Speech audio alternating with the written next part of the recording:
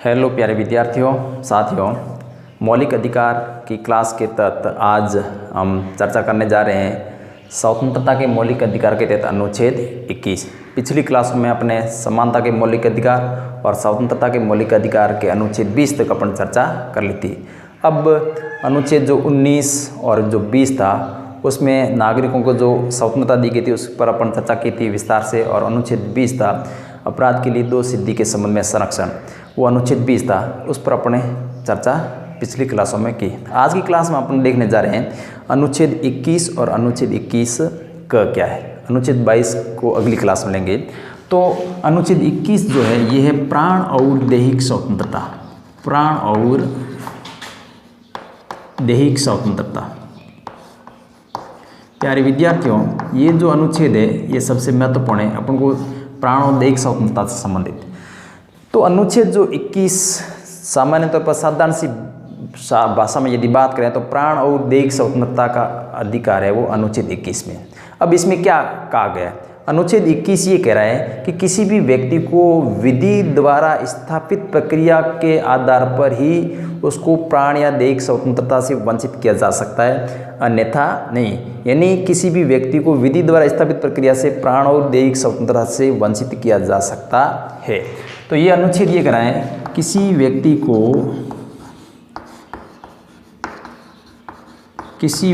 को उसके प्राण या दैहिक स्वतंत्रता से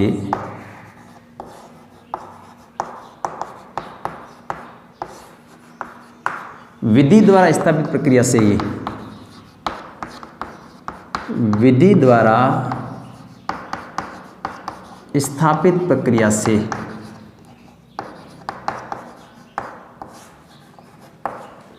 ही वंचित किया जा सकता है,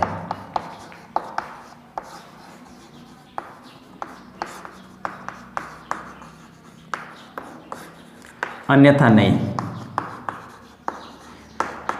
तो ये तो है अनुच्छेद 21 में ये कहा गया है। अब प्यारे विद्यार्थियों, यहाँ आपने एक शब्द देखा है कि विधि द्वारा स्थापित प्रक्रिया। ये जो अनुच्छेद 21 है, इस अनुच्छेद 21 की न्यायालय ने समय समय पर व्याख्या की है और उस व्याख्या को भी अपन पढ़ेंगे। शुरुआत में न्यायालय ने इस अनुच्छेद की जो संकीर्ण व्याख्या की थी, यानी न्यायालय ने वही बातें या वही निर्णय दिए जो विधि में था, लेकिन उसके बाद में न्यायालय ने अपने दृष्टिकोण में परिवर्तन किया। तो यहाँ एक जो शब्द है विधि द्वारा स्थापित प्रक्रिया। अब ये विधि द्वारा स्थापित प्रक्रिया क्या है? तो प्यारे विद्यार्थियों, यहाँ आपको दो चीज़ें समझनी है। एक तो है विधि द्वारा स्थापित प्रक्रिया, वो क्या है, और दूसरा और शब्द आएगा विधि की उचित प्रक्रिया, ड्यू प्रोसेस ऑफ लॉ, और प्रोसीजर एस्टेब्लिश्ड बाय लॉ। ये दो चीज़ें। तो भारत में जो व्यवस्था है वो विधि द्वारा स्थापित प्रक्रिया है। तो इन दोनों शब्दों को देखते हैं। विधि द्वारा स्थापित प्रक्रिया क्या है और विधि की उचित प्रक्रिया क्या है, दो चीज़ें अपन देख लेते हैं। एक है ये विधि द्वारा स्थापित प्रक्रिया। अब विधि द्वारा स्थापित प्रक्रिया में ये होता है कि सामान्य तौर पर विधायिका है वो कानून का निर्माण करती है और न्यायपालिका का काम ये करता है उसकी देखरेख करना, ये न्याय करने। तो विधायिका है वो विधि का जो निर्माण कर रही है, उस विधि का निर्माण विधायिका ने निर्धारित प्रक्रिया का पालन करते हुए किया है या फिर नहीं किया है, ये होती है विधि द्वारा स्थापित प्रक्रिया। और इस विधि द्वारा स्थापित प्रक्रिया में न्यायपालिका सिर्फ और सिर्फ यही देखती है कि जो विधि है भले वो कैसी है, लेकिन यदि वो विधि द्वारा स्थापित प्रक्रिया, विधि द्वारा जो निर्धारित प्रक्रिया है विधि निर्माण करने की, उस प्रक्रियाओं का पालन करते हुए यदि विधि बनाई गई है तो वो फिर वो उचित होगी, भले कानून कैसा भी हो सकता है। ये तो है विधि द्वारा स्थापित प्रक्रिया। दूसरा जो शब्द आ रहा है विधि की उचित प्रक्रिया। अब विधि की उचित प्रक्रिया यानी ड्यू प्रोसेस ऑफ लॉ, ये जो सिद्धांत है इसमें ये होता है, ये भारत के संविधान में इसकी व्यवस्था नहीं है, ये अमेरिका के संविधान में, अमेरिका में ये प्रोसेस चलता है। तो विधि की जो उचित प्रक्रिया है या विधि की जो सम्यक प्रक्रिया, उसमें ये होता है कि विधि जो है वो एक तो निर्धारित प्रक्रिया के अनुसार बनाई गई है या फिर नहीं बनाई गई, एक तो बात ये।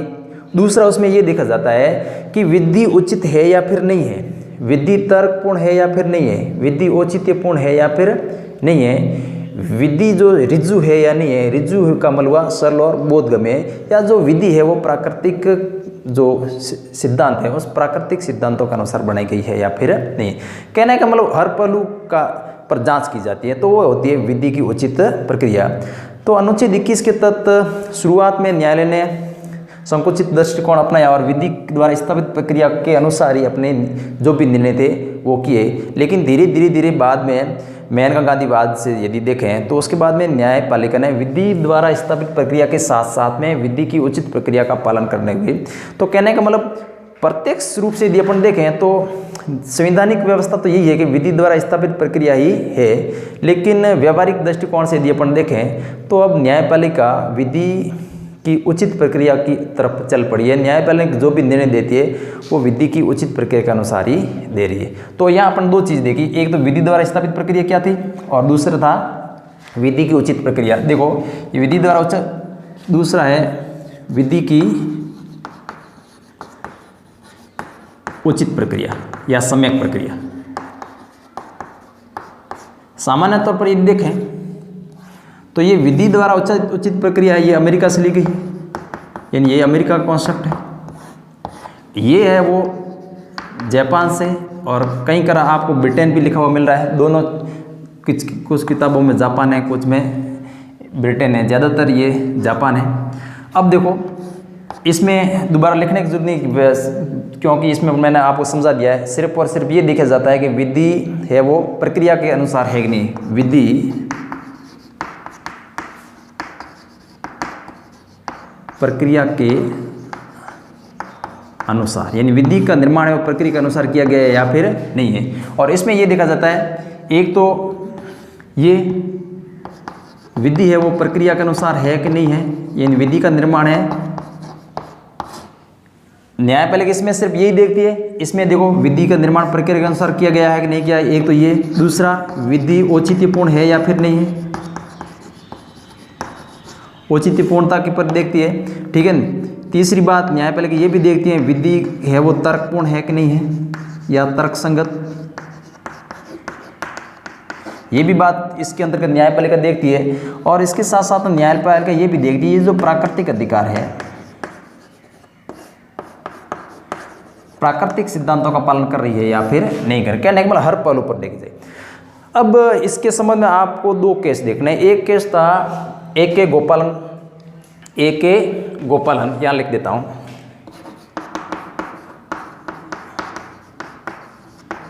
ए.के. गोपालन वर्सेस मद्रास राज्य 1950। और एक केस आप देखेंगे मेनका गांधी वर्सेस बारसकेन यूनियन ऑफ इंडिया, ये बात है 1978। यहाँ दो चीज़ें मैंने पहले ये कहा था कि शुरुआत में न्यायपालिका ने विधि की द्वारा स्थापित प्रक्रिया के अनुसार ही अपने निर्णय दिए, और उसके बाद में इस मेनका गांधीवाद के बाद में न्यायपालिका ने विधि की उचित प्रक्रिया के अनुसार भी काम करना शुरू किया। तो ये जो ए.के. गोपालन वर्सेस मद्रास राज्य जो वाद था, ए.के. गोपालन कम्युनिस्ट पार्टी के नेता थे, उनको गिरफ्तार कर दिया गया था। तो उन्होंने इसके विरुद्ध में न्यायालय में इन्होंने अपने चुनौती दी, और उस चुनौती में न्यायालय ने ये निर्णय दिया कि ये जो आपके अनुच्छेद 21 के अंतर्गत जो आपको अधिकार है, इन्होंने ये कहा भाई अनुच्छेद 21 के तहत हमारे को प्राण और देह स्वतंत्रता का अधिकार है, इस प्रकार से हमारे को गिरफ्तार नहीं किया जा सकता है। निवारक नज़रबंदी कानून के तहत इनको गिरफ्तार किया गया था। तो न्यायालय ने यह कहा कि चूँकि अनुच्छेद 21 ये कह रहा है कि विधि द्वारा स्थापित प्रक्रिया के द्वारा आपको इस अधिकार से वंचित किया जा सकता है, क्योंकि न्यायालय ने निर्णय दिया था विधि द्वारा स्थापित प्रक्रिया के द्वारा, और विधि ये कह रही थी कि किसी भी व्यक्ति को विधि द्वारा स्थापित प्रक्रिया से वंचित किया जा सकता है। तो कहने का मतलब है इस मामले में न्यायालय ने इस प्रक्रिया को वैध ठहराया कि ये वैध है, आपकी जो गिरफ्तारी है वो वैध है। अब दूसरा वाद ये था मेनका गांधी वर्सेस बारसंग। मेनका गांधी, इस वाद में ये था कि मेनका गांधी का जो पासपोर्ट था, तत्कालीन जो सरकार थी उस सरकार ने पासपोर्ट को जब्त कर लिया और उसको विदेश जाने का पर रोक लगा दी।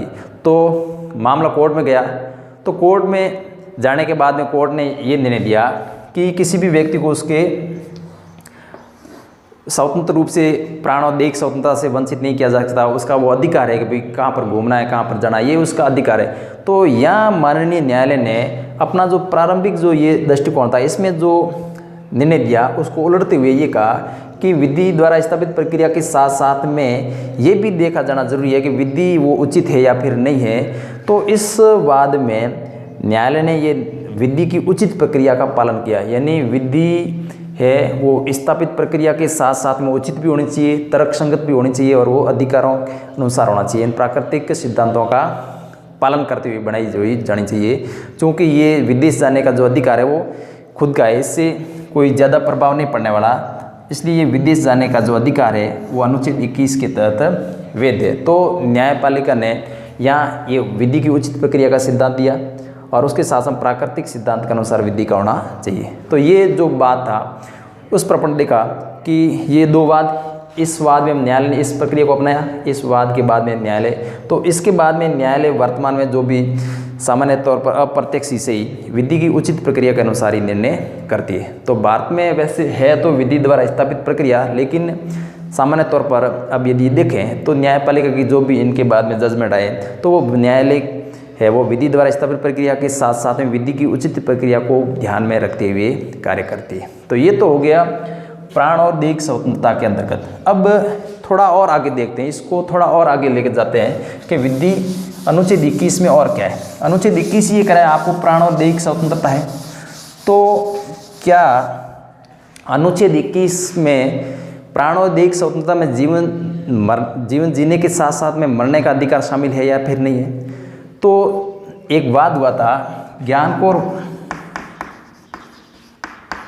ज्ञानकौर वर्सेस बनाम पंजाब राज्य।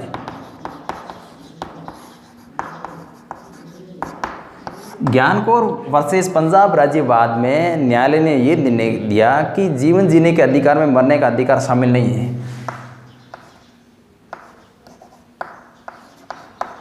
अनुच्छेद 21 में मरने का अधिकार शामिल नहीं है।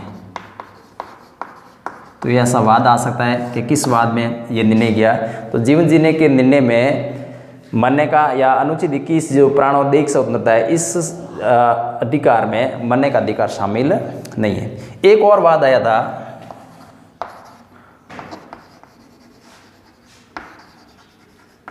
Common cause versus union of India 2018 का वाद है। तो common cause versus union of India, इस वाद में सर्वोच्च न्यायालय ने ये निर्णय दिया कि ये जो इच्छा मृत्यु है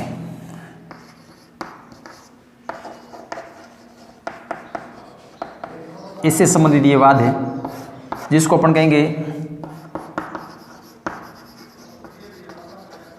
euthanasia. Common cause versus union of India जो बात था उसमें माननीय न्यायालय ने ये निर्णय दिया कि इच्छा मृत्यु है, ये इच्छा मृत्यु को हो सकती है, लेकिन इच्छा मृत्यु का जो दूसरा जो तरीका था, ये जो इच्छा मृत्यु है या यूथनेसिया है, ये दो टाइप का होता है। एक तो एक्टिव यूथनेसिया और दूसरा होता है पैसिव यूथनेसिया। तो इस मामले में माननीय न्यायालय ने पैसिव यूथनेसिया को अनुमति दी, यानी ऐसा कोई व्यक्ति, मतलब पहला आप ये देखें कि ये जो मामला था, एक तो टू द पॉइंट ये देना common cause versus union of India, इसमें माननीय न्यायालय ने इच्छा मृत्यु के संबंध में निर्णय सुनाया। उसमें ये था कि इच्छा मृत्यु यानी यूथनेसिया, तो माननीय न्यायालय ने पैसिव यूथनेसिया को मान्यता दी। अब अपन देखते हैं ये चीज़ है क्या, यूथनेसिया ये है क्या। देखो ये दो टाइप का होता है, एक्टिव पैसिव। एक्टिव का मतलब हो गया सक्रिय और इसका मतलब हो गया निष्क्रिय। अब इसमें ये होता है सामान्य तौर पर कोई भी मरीज है और ऐसा मरीज जो किसी लाइलाज बीमारी से ग्रसित है, उसका इलाज संभव नहीं है, तो फिर उसको इच्छा मृत्यु दी जा सकती है या फिर नहीं दी जा सकती है, प्रश्न ये है। अब एक्टिव जो यूथनेसिया है उसमें ये होता है कि जो भी मरीज है तो लाइलाज। अब यदि कोई मरीज है और वो इच्छा मृत्यु मांगता है, या तो फिर वो उसके अंदर उसको ये दी जाए या फिर ये इच्छा मृत्यु दी जाए, तो इसमें ये होता है कि जो भी मरीज है उसको किसी दवा के माध्यम से, किसी इंजेक्शन के माध्यम से उसको मौत दे दी जाती है, यानी मरीज को मरने के लिए उसके लिए कुछ किया जाता है। सामान्य तौर पर यदि कहें मरीज को मरने के लिए उसके लिए कुछ अपन करते हैं तो वो होता है एक्टिव यूथनेसिया। मरीज को यदि आपको मारना है या उसको मौत देनी है तो इंजेक्शन के द्वारा या कोई दवा दे दी उसके द्वारा उसको मौत दी जा सकती है। इसको मान्यता भारत में नहीं है। पैसिव यूथनेसिया में होती है कि कोई भी जो मरीज है वो किसी रक्षा उपकरणों पर सांसें ले रहा है, जैसे कोई वेंटिलेटर पर मरीज पड़ा है और उसके इलाज की कोई भी संभावना नहीं है, तो क्या किया जाता है, उस जिन रक्षा उपकरणों के सहारे पर वो मरीज जी रहा है उस रक्षा उपकरण को हटा दिया जाता है और जैसे ही उसको हटा दिया जाएगा तो उस मरीज की मृत्यु हो जाएगी। तो कहने का मतलब एक्टिव में होता है उसको मरीज के लिए कुछ किया जाता है, और पैसिव में ये होता है कि मरीज है उसके लिए जो भी चीज़ें उसमें से जो रक्षा उपकरण है वो उससे उसको हटा लिया जाता है। तो ये चीज़ है। तो भारत में ये था। इस मामले में भारत की न्यायपालिका ने ये निर्णय दिया कि पैसिव यूथनेसिया को उन्होंने मान्यता दी, और उसमें ये कहा गया यदि कोई ऐसा मरीज जिसका इलाज संभव नहीं है और डॉक्टर उसको प्रमाणित कर देते हैं कि भाई वास्तव में ये ऐसा संभव नहीं है, तो उसके अंतर्गत उसको इस टाइप की मृत्यु के लिए अनुमति दी जा सकती है। तो ये था इच्छा मृत्यु से संबंधित ये दो वाद, आप ज्ञान कौर वर्सेज और common cause versus union of India, इन दोनों वादों को आप देखेंगे। इसके साथ साथ में और यदि अपन बात करें जो अनुच्छेद 21 है, उस अनुच्छेद 21 का और ज़्यादा विस्तार किया गया था। समय समय पर न्यायपालिका के निर्णयों के माध्यम से अनुच्छेद 21 के अंतर्गत यानी प्राण और देह स्वतंत्रता अधिकार के अंतर्गत कौन कौन से अधिकार आते हैं तो उनको अपन देखेंगे, लेकिन उससे पहले अपन एक और चीज़ देख लेते हैं। अनुच्छेद 21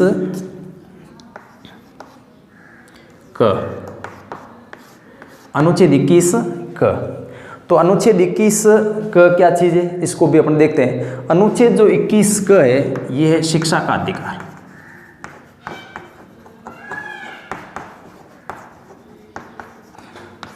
ये मूल संविधान मान्यता है। अनुच्छेद जो 21 का या अनुच्छेद 21 है वो 86वें संविधान संशोधन 2002 को जोड़ा गया था, और ये है कि 6 से लेकर के जो 14 वर्ष तक के जो बालक बालिका हैं उसको निःशुल्क और अनिवार्य शिक्षा और अनिवार्य शिक्षा, निःशुल्क और अनिवार्य शिक्षा का प्रावधान राज्य करेगा। यानी निःशुल्क और अनिवार्य शिक्षा प्राप्त करने का जो अधिकार है 6 से लेकर के 14 वर्ष तक के बालक बालिकाएं, इसके लिए। इस अनुच्छेद से पहले यदि बात करें तो जो राज्य का जो नीति निर्देशक तत्व है, राज्य के नीति निर्देशक तत्व के अंतर्गत एक आर्टिकल अनुच्छेद 45 जिसमें ये कहा गया है कि राज्य है वो 6 से लेकर के 14 वर्ष तक के जो भी बालक बालिका हैं उसके लिए शिक्षा उपलब्ध कराने का प्रयास करेगा। तो वो तो था ही, लेकिन इसके बाद इसको अधिकार बना दिया गया। और जो अनुच्छेद जो 45 है इसमें एक ये बात जोड़ दी गई कि अनुच्छेद 45 में अब ये है कि जो 6 से लेकर के 14 वर्ष तक के लिए तो प्राथमिक शिक्षा का अधिकार हो गया। अब इसमें एक और बात है कि ये जो 6 से लेकर के जो 0 से लेकर के जो 6 वर्ष तक के बच्चे हैं, अब अनुच्छेद 45 में राज्य के लिए ये भी बताया गया कि 0 से लेकर के 6 वर्ष तक के जो बच्चे हैं उन बच्चों के लिए या उन बच्चों की देखभाल की व्यवस्था राज्य करेगी। तो देखभाल की व्यवस्था, तो ये बात हुई अनुच्छेद 21 और अनुच्छेद 21 का। अब हम बात करते हैं कि ये अनुच्छेद 21 का और ज़्यादा न्यायपालिका के द्वारा जो भी समय समय पर नहीं, अनुच्छेद 21 जो है प्राण और देह स्वतंत्रता या जीवन जीने का जो अधिकार है, इसमें कौन कौन से अधिकार शामिल होते हैं। तो बहुत सारे वाद है। तो उसके अंतर्गत यदि अपन बात करें, छोटी सी बात करें, तो अनुच्छेद 21 के अंतर्गत प्राण और देह स्वतंत्रता के अंतर्गत आपको गरिमापूर्ण मानवीय जीवन जीने का अधिकार है, ठीक है, आपको निजता का अधिकार है, ठीक है, आजीविका का आपको अधिकार है, फोन टैपिंग के विरुद्ध आपका अधिकार है, या फिर हथकड़ी लगाने के विरुद्ध अधिकार है। कहने का मतलब जैसे जैसे न्यायालय में कोई भी वाद आते गए वैसे वैसे न्यायालय ने ये तय किया कि ये प्राण और देह स्वतंत्रता के अंतर्गत है या फिर नहीं है। तो आजीविका का है, या आपको निजता का जो अधिकार है, या फिर विदेश जाने का जो अधिकार है, या विदेश में यात्रा करने का जो अधिकार है, स्वच्छ पर्यावरण का या स्वच्छ वातावरण का जो अधिकार है, ये भी आपके अनुच्छेद 21 के अंतर्गत न्यायालय ने इसको माना है। त्वरित न्याय का अधिकार है, या जो शिक्षा का अधिकार, ये बाद में ये बन गया, मौलिक अधिकार बन गया। तो ये शिक्षा से संबंधित है, या सूचना प्राप्त करने का जो अधिकार है। तो कहने का मतलब बहुत सारे जो अधिकार है इसको न्यायालय ने समय समय पर इसके अंतर्गत माना कि ये कि मौलिक अनुच्छेद 21 के अंतर्गत आते हैं या फिर अनुच्छेद 21 के अंतर्गत नहीं आते हैं। तो जैसे जैसे निर्णय आते गए न्यायालय ने उस पर व्याख्या की, इसका विस्तार किया। तो मेरे ख्याल से आपको ये अनुच्छेद 21 और अनुच्छेद 21 का समझ में आ गया होगा। तो आज की क्लास में इतना ही। जय हिंद।